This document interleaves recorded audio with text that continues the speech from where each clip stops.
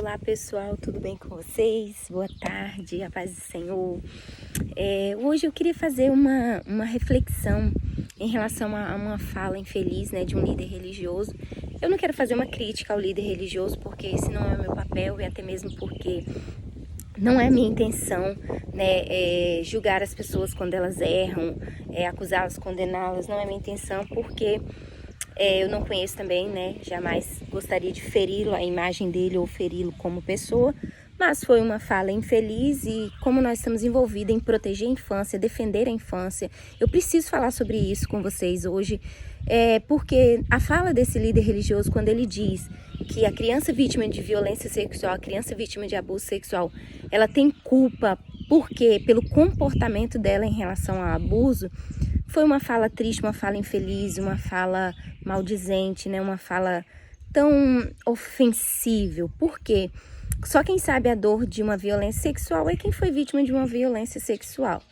E a gente sabe que os estudos mostram que o comportamento das crianças e dos adolescentes são comportamentos diferentes dos comportamentos dos adultos, até mesmo porque a aprendizagem, o aprendizado da criança e do adolescente, o desenvolvimento cerebral, o córtex cerebral pré-frontal, está em desenvolvimento, Então, as ações da criança e do adolescente, elas não são correspondentes a, muitas vezes, aquilo que os adultos esperam.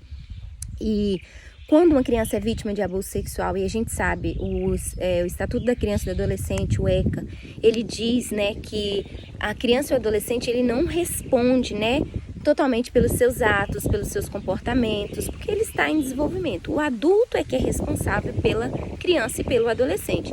Então a gente já tem uma noção que por aí percebe-se que o comportamento da criança, eu vou falar da vítima, o comportamento da vítima de violência sexual, ela não é levada em pauta. Por quê? Porque se a gente for colocar um adulto, comparar o desenvolvimento de um adulto, comparar o raciocínio lógico de um adulto, comparar a maturidade de um adulto com o desenvolvimento de uma criança, até mesmo porque as crianças são vulneráveis e as crianças são vítimas, na verdade a vítima, quando se trata de crianças e adolescentes, a vítima é que precisa ter esse olhar, nós precisamos ter esse olhar, esse cuidado em relação à vítima, porque se a gente for comparar, um idoso, um tio, um adulto, que a criança ela teve um comportamento sexualizado, a criança teve um comportamento de euforia, Então aí, se a gente for comparar o comportamento do adulto abusador em relação ao comportamento dessa criança, desse adolescente, nós estamos sendo injustos, Nós estamos sendo injustos mesmo, seria a palavra correta de dizer, porque a atitude, a ação das pessoas, E na verdade o nosso país é um país que tem essa cultura. E por isso que a gente precisa, na verdade, quando a gente fala de prevenção ao abuso, quando a gente fala de capacitação de líderes, de professores de departamento, quando a gente fala de capacitação em relação ao tema de sexualidade infantil, nós vemos que o nosso país tem uma cultura sexualizada, uma cultura, entre aspas, depravada, uma cultura que coloca o corpo da mulher, como um objeto sexual. Então isso nós já olhamos que é um índice que leva ao comportamento do adolescente, ao comportamento dessa criança, ao comportamento desse adolescente, o que leva ele a se tornar, muitas vezes, uma vítima de abuso sexual. Porém, nós sabemos que as crianças são vulneráveis, as crianças estão vulneráveis, os adolescentes estão vulneráveis. E aí, quando eu pego uma criança, quando eu pego um adolescente, que teve um comportamento sexualizado, um comportamento eufórico, Se eu pego esse comportamento da criança e justifico o abuso que ela sofreu em relação a esse comportamento, o que leva, a gente entender o que muitos pais agridem as crianças, muitos adultos agridem crianças. Por quê? Porque, na verdade, a vida de uma criança, a vida de um adolescente não se resume ao comportamento dessa criança e desse adolescente. Tanto é que a gente precisa corrigir, o comportamento da criança, lembrando de que a criança não é aquele comportamento dela que define ela. E aí, se a gente for comparar, né, uma vítima de violação de seus direitos, uma criança vítima de abuso sexual, um adolescente ou uma adolescente vítima de abuso sexual, se a gente culpabilizar esse adolescente, essa criança, quantos traumas que ele já passou por ter sofrido esse abuso, né? E até onde nós vamos com esse pensamento de que o comportamento das pessoas nos dá o direito de fazer o que a gente quer com as pessoas. Então, eu fico a pensar assim, como uma pessoa pode dar culpa, culpabilizar o outro em relação a uma criança ou um adolescente, quando na verdade essa criança e esse adolescente não é responsável pelo lugar onde ela estava, não é responsável de estar com um telefone na mão sem supervisão de um adulto, de ter acesso às redes sociais sem supervisão de um adulto. Enfim, eu não sei exatamente o que levou, né? Se formos comparar, porque é preciso analisar todo um contexto quando a criança ou adolescente se torna uma vítima de abuso sexual. Mas assim, na verdade eu estou preocupada em relação à visão, né, de muitos líderes religiosos, de muitos homens, de muitas pessoas, de muitos profissionais em relação ao comportamento da criança e do adolescente.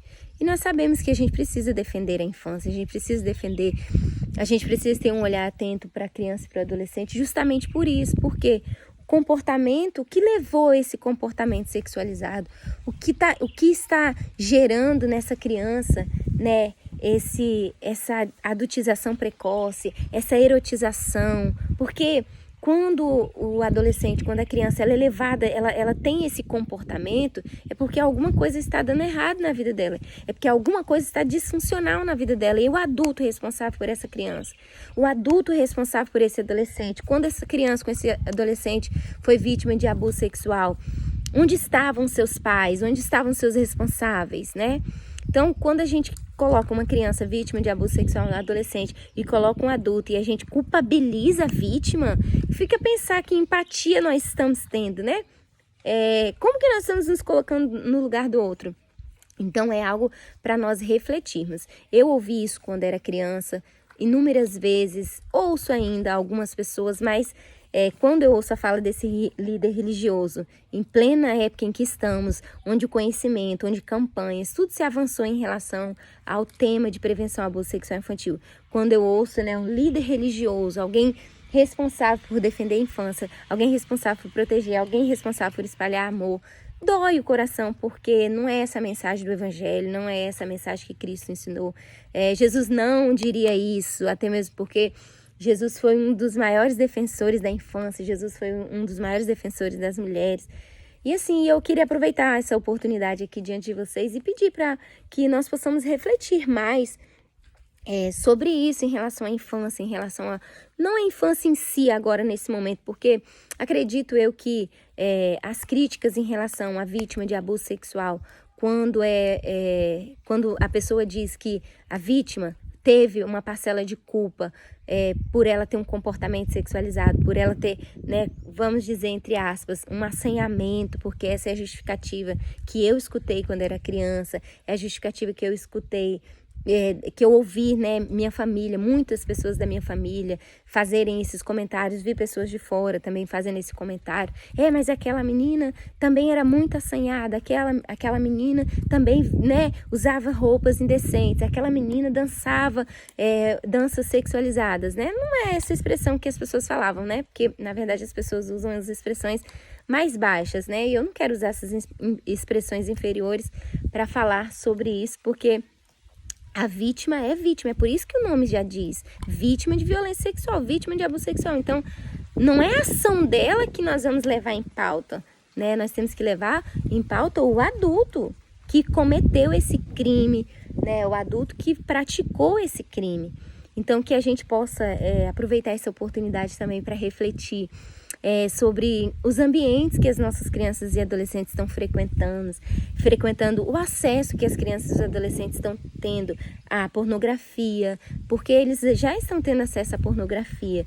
E aí, quando a gente estuda a sexualidade humana, a sexualidade infantil, a parte erótica, a parte sensual relacionada a sexo, não está presente na formação da criança, determinada faixa etária da criança e do adolescente, né? Quando ele já está no período de puberdade, os hormônios, enfim, a formação da sexualidade da criança, do adolescente, já entra, né, numa fase onde ele vai ter conhecimento sobre as partes íntimas, conhecimento sobre a relação sexual, conhecimento, né, sobre o tema específico relacionado ao sexo.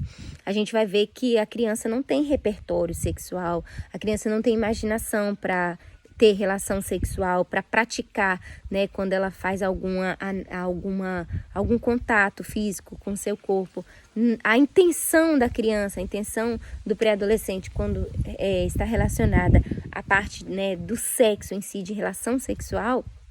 Então, quando o adolescente, pré-adolescente ou a criança tem um comportamento sexualizado, é porque algo já está interferindo na formação psicológica, na formação emocional dessa criança, desse adolescente. Então, a criança e o adolescente precisa ser visualizado com atenção, com cuidado. Então, a vítima, em nenhum momento ela vai ser culpada.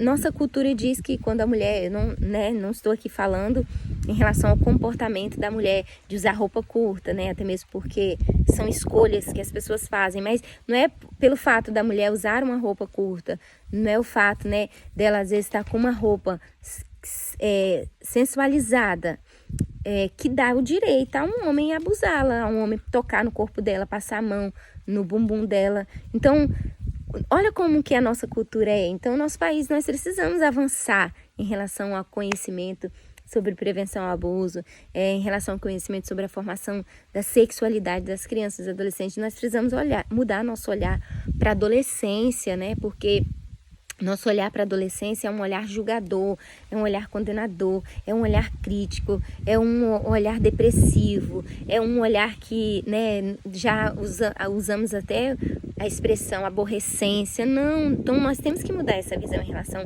à adolescência. E eu preciso dizer, né, para as vítimas, talvez alguém aqui que está me escutando nesse momento, talvez foi vítima de uma violação, né, foi vítima de abuso sexual. Jamais você teve culpa, né, do crime que cometeram em relação à sua vida, em relação ao seu corpo. Você não foi culpada. Suas ações não definem a culpa para você. O adulto responsável pela agressão que fez em relação a você, alguém que você conheça. Eu preciso, né, ter empatia nessa tarde, nesse momento, e dizer para você, você não teve culpa do crime que cometeram em relação à sua vida. Então, porque, gente, a vítima carrega tanta culpa já, a vítima carrega tantas questões, a vítima carrega são tantos porquês, e aí as pessoas querem colocar mais uma nas costas da vítima, né? Que falta de empatia da nossa parte. Mas enfim, espero que vocês possam mudar, talvez nós possamos mudar nossa cultura, nós possamos mudar nosso pensamento em relação às vítimas de abuso sexual. E eu preciso pedir vocês, defendam suas crianças, protejam suas crianças. Um beijo e até logo.